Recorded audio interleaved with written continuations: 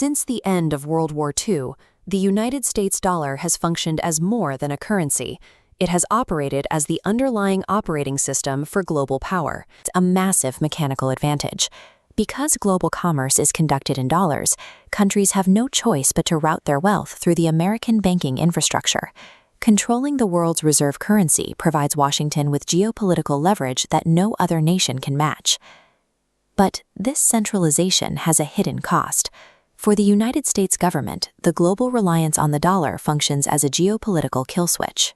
Washington has increasingly used this leverage to enforce foreign policy, expanding international sanctions, tightening banking restrictions, and freezing foreign central bank reserves.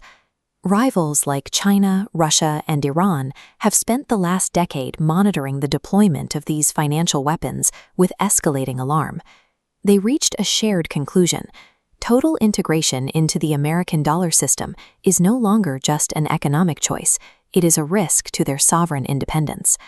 By aggressively weaponizing the dollar, the U.S. provided the necessary pressure for these rivals to begin engineering a parallel system. China and the BRICS nations are not attempting to collapse the dollar overnight. They recognize that such a task is mathematically impossible.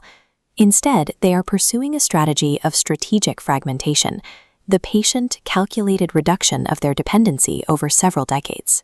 This plan focuses on dismantling the two core pillars of dollar dominance: international trade invoicing and sovereign wealth storage. This approach is difficult to counter because it bypasses traditional military deterrence. You cannot deploy a navy to stop a bilateral trade agreement signed in a local currency. The first pillar, trade, is being dismantled in global energy and commodity markets, where BRICS nations are increasingly cutting out the dollar. These nations are shifting toward local currency settlements, significantly expanding the use of the Chinese yuan and their bilateral trade agreements. At the same time, they are addressing the second pillar, wealth storage. They need their national reserves to exist without passing through Western banking channels.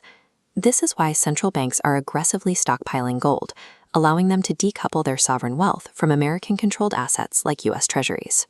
To move this wealth, they are developing alternative digital payment systems designed to route international transfers around the U.S.-led SWIFT network. By creating workarounds for trade and storage, these nations are demonstrating that international commerce can function independently of the United States. Even with these parallel systems rising, the U.S. dollar maintains an undisputed lead in global reserves and financial markets. Replacing a currency so deeply embedded in the infrastructure of global trade is a process that will take generations.